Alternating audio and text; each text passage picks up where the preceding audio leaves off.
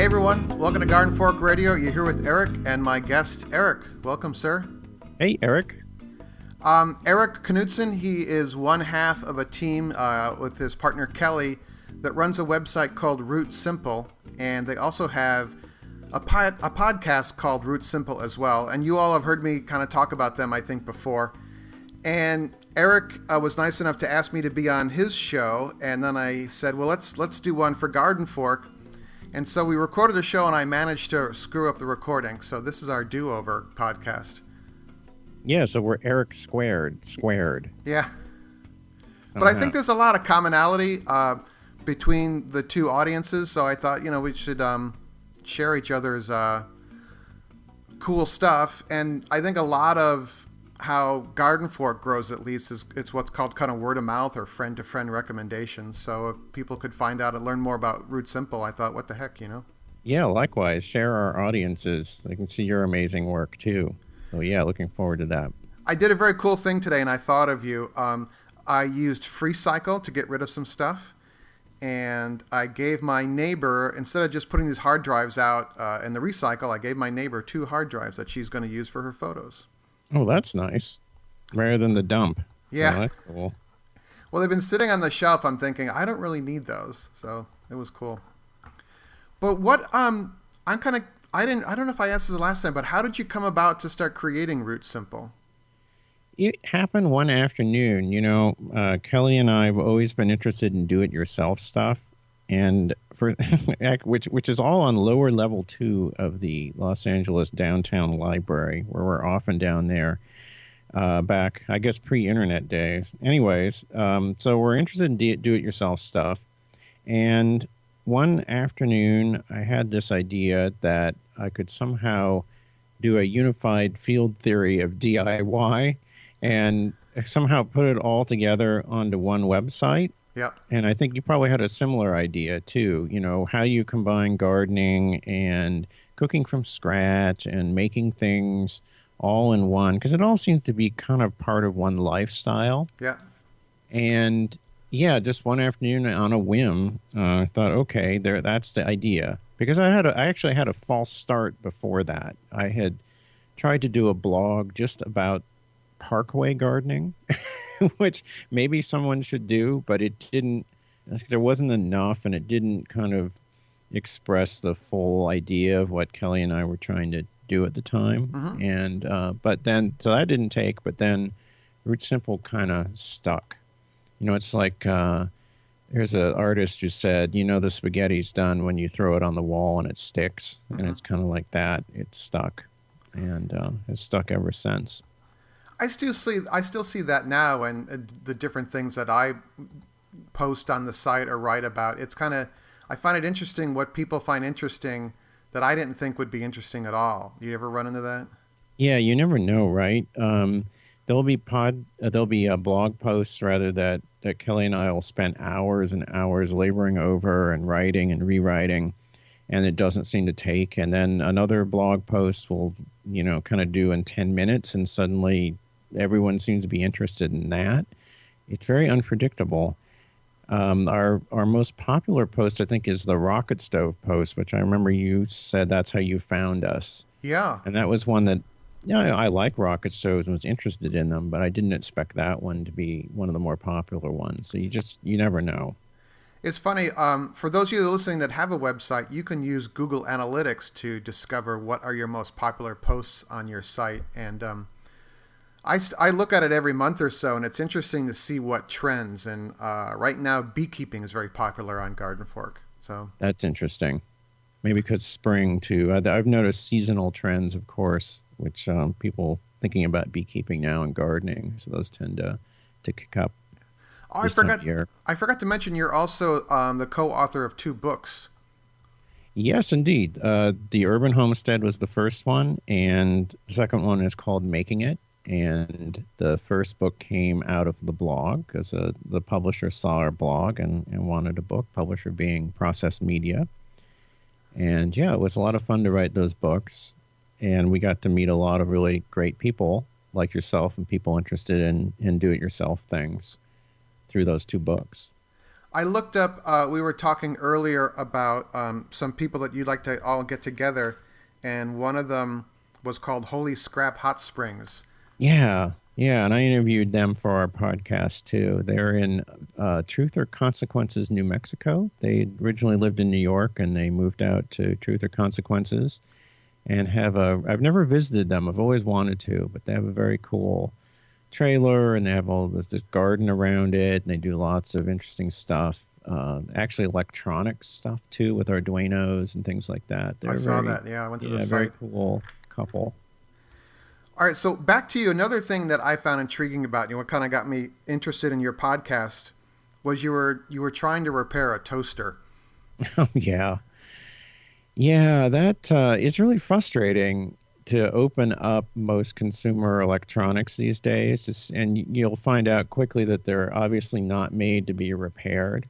Yeah. One of the favorite objects in my house is the Western Electric 500, which older folks like us will remember. It's the classic black telephone, or not just black, but many different colors, but classic dial telephone. Mm-hmm. And I don't remember those, but yeah, well, that they you're younger than me. They were owned by the phone company, and you leased them. So since the phone company owned them, they wanted to be able to repair them. And if you open up that phone, what you'll find is, first of all, a schematic for the phone on the inside, and little touches like when you unscrew the case, the screws don't fall out, because the phone company didn't want to have to replace all those screws. And then once you're in there, all the sub-assemblies come out easily. Everything's labeled. It's very, very easy to fix. It's made to be fixed. It's also backwards compatible. It still works. We still have it in the house, which is kind of amazing to think that the phone that's older than I am is still working. But modern toasters are not like that. You open them up, and if they've been damaged, and the most common damage to a modern toaster is just jam a piece of toast in there and it breaks one of the little metal things that heats up in the toaster. Those can sometimes be repaired, but it's very difficult. I opened up this toaster, spent a few hours with it, which is kind of ridiculous, and ultimately was not able to repair it. And I put it on the blog. And one of the nice things about a blog is that people reply to it. And one of the people that replied to it was a guy that makes something called the Delta Toast, which is a stovetop toaster, like the ones people used to use in the maybe 1920s or before that, or people still use camping. Mm-hmm. But Ed is his name, Ed Dulles. We interviewed him for our podcast, and he had this idea of making a manual toaster that would toast both sides without, because most of the stovetop toasters, the old style toasters, you have to flip the toast over right halfway through, and he wanted to make one where you could toast both sides. Without having to flip it? Without having to flip it. And he's an American living in Italy, and he befriended some manufacturing folks over there in Italy, and he's been working on this problem for a long time now, actually, to kind of perfect the stovetop toaster. And the thing about that stovetop toaster is that it's going to last longer than any of us because it's very solidly built, and if it did break, it's easy to repair. It's understandable, in other words. It's quite a story. I mean, I've never been to Italy, but my understanding of how Italy works is it's not the fastest place in the world to get things done. Yeah. And you're an American in Italy, and you're like, all right, let's do this thing, Yeah, he talked about that on the podcast. It's not a easy thing to do. On the other hand, there's a lot of as it turns out, stainless steel cookware manufacturers in Italy, because Italians like to cook. So in that way, I think it was working out nicely for him. Cool. So he sent you one of these toasters? Very nicely. He sent us a toaster to evaluate, and it's our toaster now. And it does what it says it'll do? Yeah. It's as I think it was Socrates said, the considered life, right? So with an electric toaster, you just put your toast in there, push the button, and a few minutes later you have toast. You have to watch the toast in this because it's easier to burn it. But that said, it works. That can be some time for reflection, though. Exactly, right? I love it. So another cool thing I liked on your site, and I want to start doing this spring, is straw bale gardening, because both you and I have we live in urban areas with contaminated soil, and yeah, you can build a raised bed and you got to bring in a bunch of soil on that, but it's a heck of a lot easier to bring in a straw bale and plant tomatoes into the thing. Yeah, straw bale gardening I discovered through an article that Michael Totorello wrote for the New York Times. And in that article, he had quoted Linda Chalker Scott, who is an extension service professor in the University of Washington. And she recommended it. And if she recommends something, I kind of know it's going to work. Yeah. Because she's very vigorous in checking the research on things. And yeah, like you said, we have lead contaminated and soil quite contaminated, unfortunately, and zinc too.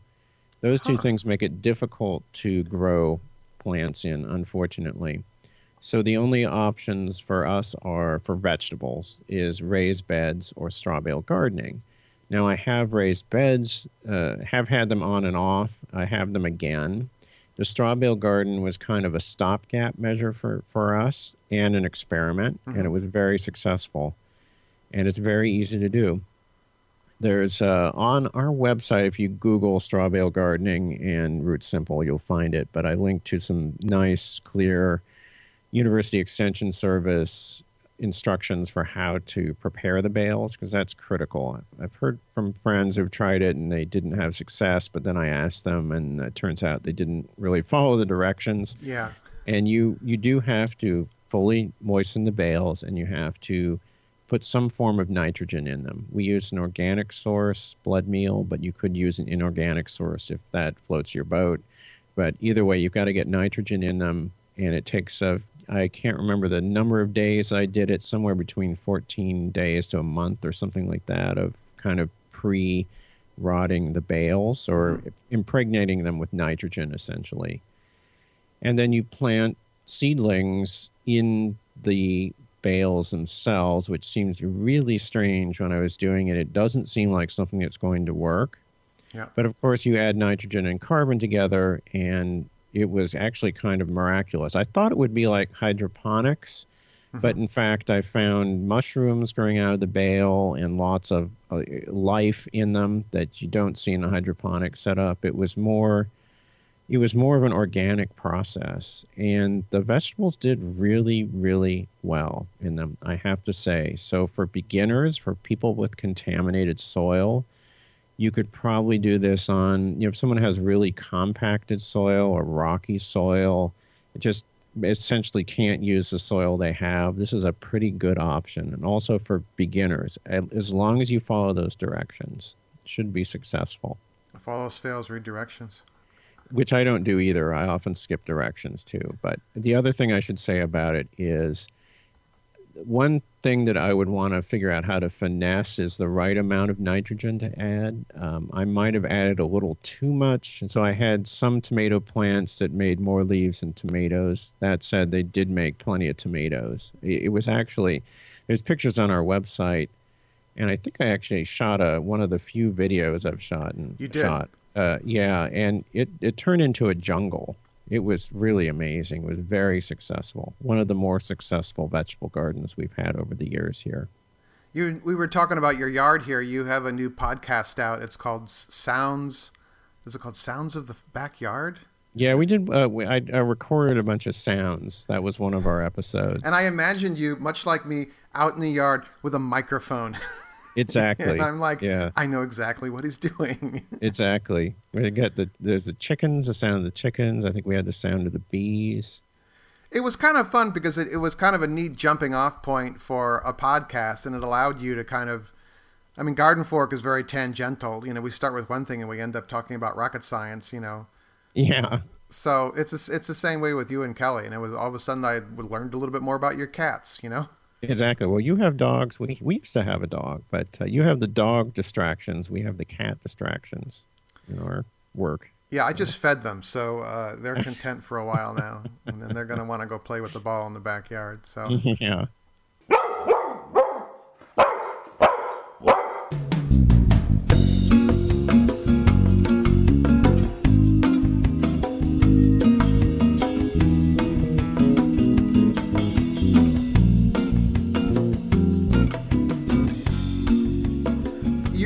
Another thing you're big into is, well, you know this, but I'm just telling you. Another thing Erik is big into is whole grain baking, and I liked how you had on your friend that has a mill now in LA, and that you guys have been working together.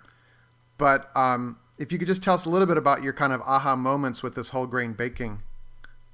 Yeah, I think like you, we've had a similar bread trajectory. We've done a lot of, both of us have done a lot of sourdough. We've done the no knead thing. And friend Nan Kohler opened up a mill called Grist and Toll here, and she's been bringing in really interesting wheats grown in the Southwest.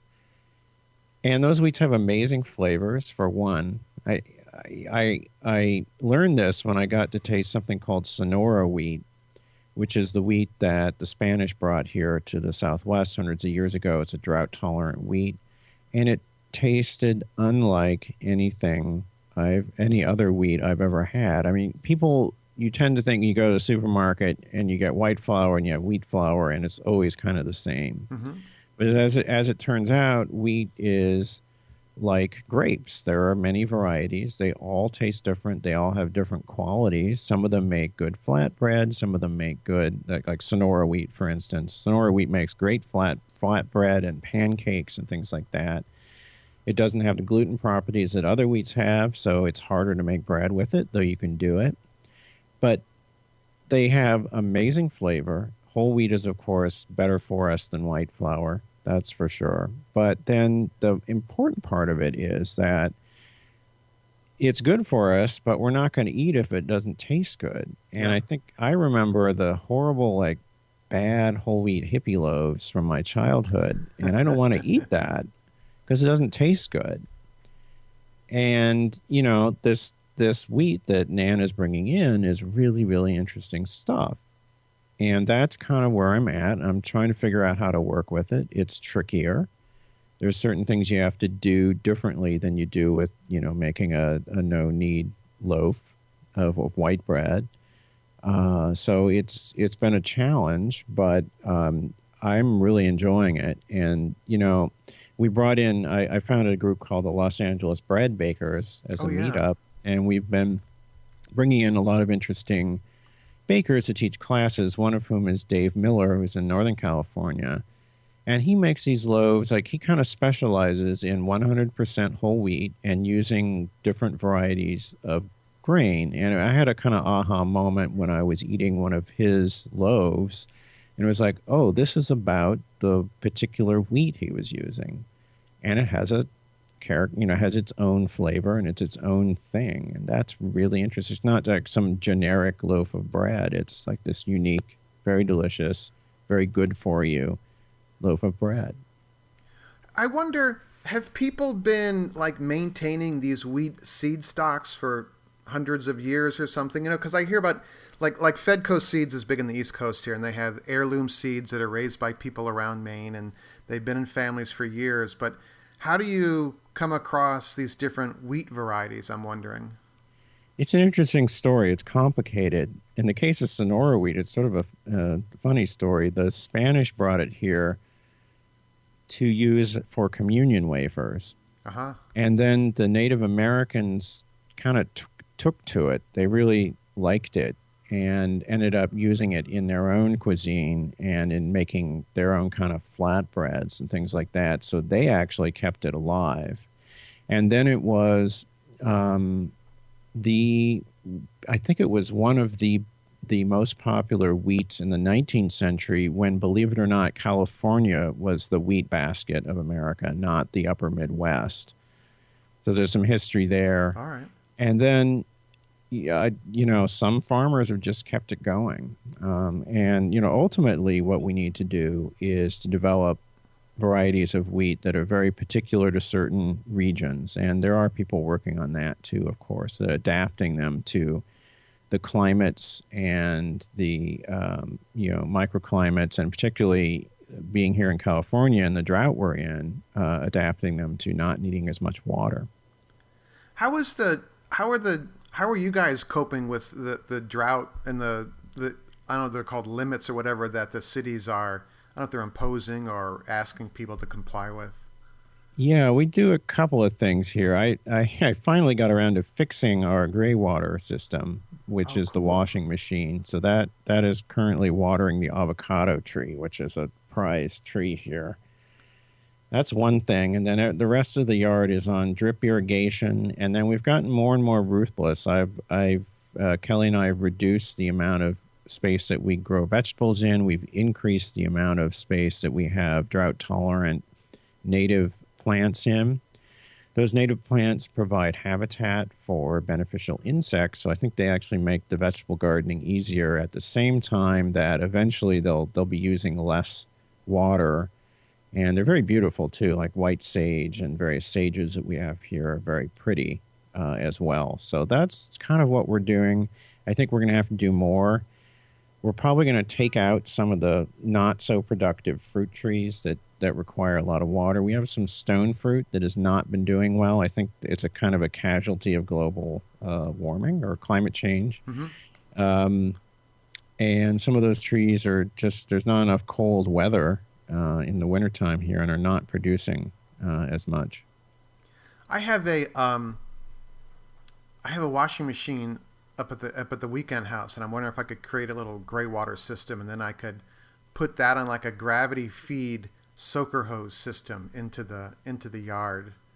Do you have There's something a, like that, or? well, you have to be, soaker hose won't work because there's lint in your washing machine, and it's a surprising amount of it actually, and it will clog anything. All There's a right. really great book called, well, actually, there's a website, oasisdesigns.net, by Art Ludwig that has free downloadable plans for washing machine gray water. It's very easy to do. And basically, all you need to do, because a washing machine has a pump in it, so it'll get water out a certain, you have to be careful you don't go too high with it because you'll burn out the pump, but Right. it'll get it to a certain height and distance away from the washing machine. And the easiest thing to do is you run a 1-inch pipe of PVC or HDPE out to your yard from your washing machine, and it just goes straight out there into a mulch basin, and you're good to go. And you can distribute it to different locations. And he has sort of a formula for doing that. You know, a certain number of locations from the same pipe and the diameter of the pipe that you have to use to do that and things like that so you don't burn out the motor. It's very easy to do. It took me about, I don't know, an hour to set up the gray water. You know, just glue all the PVC pipe together. It's Yeah. very, very simple and easy to do. And then you put the mulch around where it's going, and that's pretty much it. Although you have rain, so I don't know if you need to do that, but maybe you do. I just like building stuff, so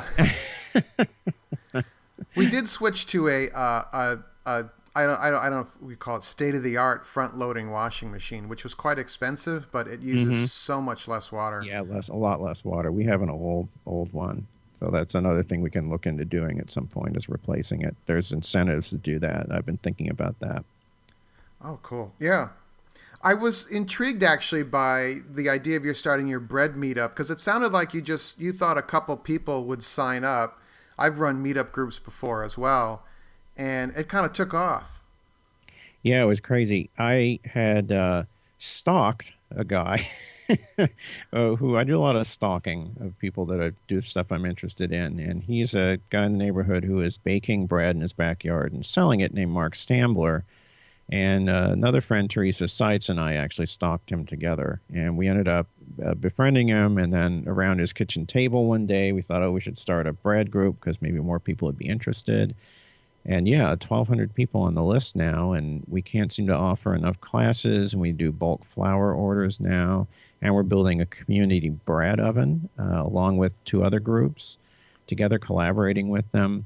All kinds of really exciting stuff because people want to learn bread baking. And particular interest of this group, not exclusively, but one of the big interests of the group is whole grain sourdough baking, which we're trying to get going here in LA because LA does not have as many good bakeries as it should. So we're You mean as helping many good encourage. bakeries as New York has? Yes, New York does have good home. I assume it does. I haven't been there in 10 years now. You So need it's to been a come, long man. time. I know. Right? There are good bakeries in Brooklyn, I assume, right?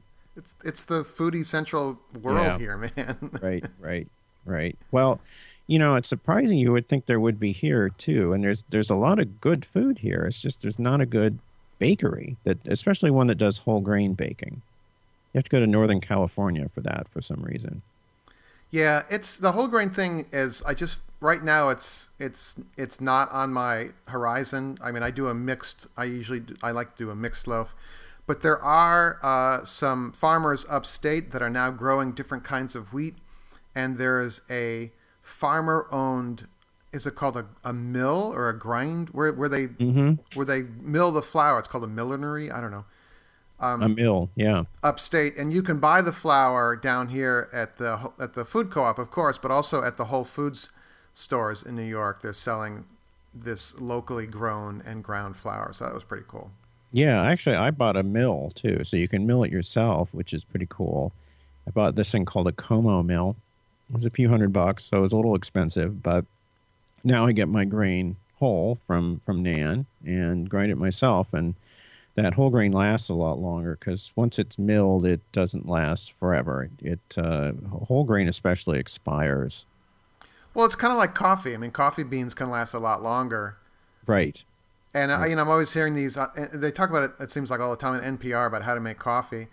And I buy the pre-ground coffee, and every time I make my wife coffee, I'm like, "Oh, I'm making inferior coffee because it's pre-ground." You know, I Well, should be roasting my own green yes, beans. you should be roasting your own green beans. It's not hard to do. I took that up maybe 2 years ago now with a Whirly popcorn popper, which is one of those stovetop models. You Yeah, just crank the handle and throw the green beans in there, and 10 minutes later, you've got fresh roasted coffee. It's real easy. there's so much I have to do to catch up to you, and I have to start fencing. Likewise, yes. Oh, fencing. Yeah, don't do that. Well, I didn't really know much about it, and then a guy I know I realized does it here in the city, and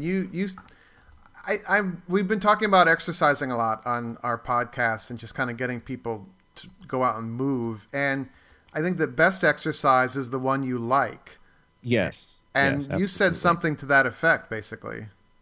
Yeah, I've been doing it for years now, and when I picked it as a sport, I wanted something that I thought I could do as I got older and also engage the mind and the body together Hmm. because it's funny. It's a niche sport, especially in the US. No one does. It's very, very small sport here, which is unfortunate because it combines physical movement with what some people call physical chess because it has all this strategy stuff that makes it really, really interesting to do. It's very hard to describe, actually, but you kind of have to think two, three, four steps ahead of the person you're facing off with. Hmm. And it all has to happen intuitively and without you actually thinking about it. It has to be hardwired into you. And that's essentially what you're practicing when you practice it. Plus, it's a really good workout, too. Really, really good workout. See, I didn't know it. I didn't know any of that mental part of it. I knew that there's these two people and they're kind of going back and forth. And it seemed like there was quite a set of rules to go by, but the whole idea of having to think ahead, I'm not very good at that anyway. Um, Yeah, I'm not either. I have to really struggle with that. And it's really boring to watch. If you look at it, some of it goes so fast you can't tell what's going on. And, for most, if adults want to get into it, the other weird thing about it is actually three sports in one because there's foil, epee, and saber, which are three different weapons and they have different rules to them. Most adults do epee. So that's something to think about if you're an adult. Traditionally, everyone started in foil and then you either stayed in foil or you went on to epee or saber. So with kids, it's a little different, but again, for the adults, I would recommend starting with epee. The other thing about it is epee tends to favor tall, skinny people like myself. mhm. However, the other nice thing about the sport is that it doesn't. It's not like basketball where you have to be tall. You can compensate by using your mind to outsmart your opponent or other little tricks. So it has that adaptability. So that it's good for anyone, any age. any physical condition. It's a great sport, and it doesn't cost all that much to get into. There's there's a uniform and some equipment, but it's not that expensive. It's not like you have to buy new skis every year or something like that. No, you have to get new blades because they break, but they're not that expensive. So Soon you'll be making your own blades, right? I don't know. Actually, I saw a video of how that's done, and it's very complicated. But in your backyard forge, you could... Yeah, exactly. It has to be bendable too. That's the other thing. So I think it's like a very advanced metallurgy project.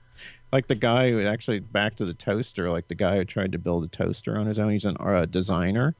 There's a TED Talk. I can't remember his name, but he to show how complex modern products are, he tried to build a toaster from scratch. It's a very funny video. Yes. Yeah. It's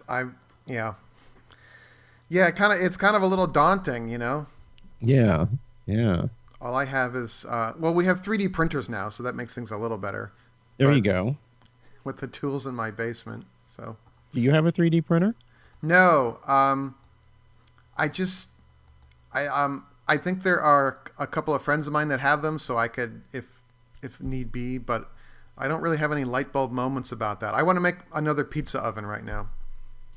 Yes, your pizza oven. We talk a little bit about that on our podcast. I might make that pizza oven myself too. I just passed up like 100 bricks a couple weeks ago. And now another viewer sent in this really cool modified design where the roof is lower and the mass is a little bigger.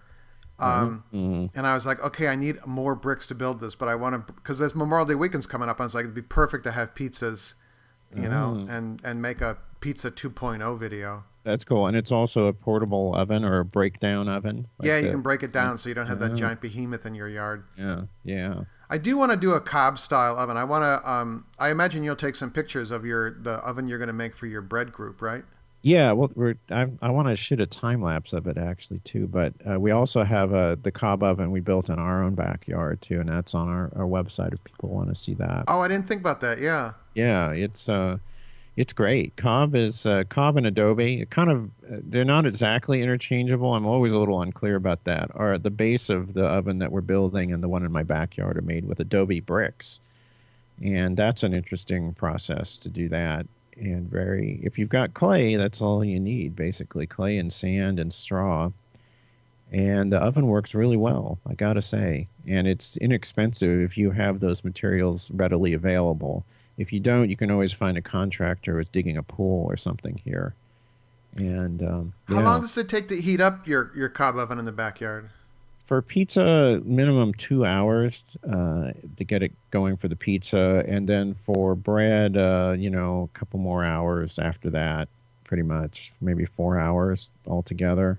Do you burn like found wood or? What I'll do for pizza is I'll start with found wood, 2x4 scraps and things like that. But when it comes to actually baking the pizzas, then you need to use hardwood because otherwise it'll pop and you'll get ashes on the pizza. And I've never had a problem finding wood here. There's always, a windstorm or something will knock down trees, and there's always like a lot of lumber, it seems like, to gather here. At least enough for the parties, which is the main thing I use it for. Maybe once a month we'll fire it up. It's not like I use it every day. Oh, now I want to build one. So. Yeah, I don't know about your climate though. It rains there. Cob is kind of a dry climate material. At least you could do it. You just have to put a roof over it. Well, I've seen that where they have like a piece of scrap tin roof. Yeah, exactly. And they'll put a shed over it. So there you go. Yep. All right, sweet. Well, it's kind of fun. It was kind of a fun excuse to talk to you again. Yeah, I'm glad. I'm not glad the recording didn't work, but it was good to talk to you again. Yeah. And now that we know each other, we can email back and forth and we can co-podcast again some other time. Yes, let's do it again and troubleshoot and talk about other things. Yeah, let's definitely. So it's rootsimple.com. And rootsimple.com. The podcast is, if you type in Root Simple into iTunes. Yes, right. iTunes and Stitcher, you'll find it there. And also, if you would consider for both our podcasts, writing a review on iTunes, that really helps with the search ranking. Yes. Use the term DIY a lot. There we go. Because in iTunes there isn't a DIY category in iTunes. I know. What? Yeah. I was trying to figure that. I think we're under hobbies or something like that. Yeah. You know. So whatever. Yeah, I'm a big hobby. Yeah. Exactly. All right. Well, thank you, sir. Thank you, Eric. Garden Fork's theme music is used under license from uniquetracks.com.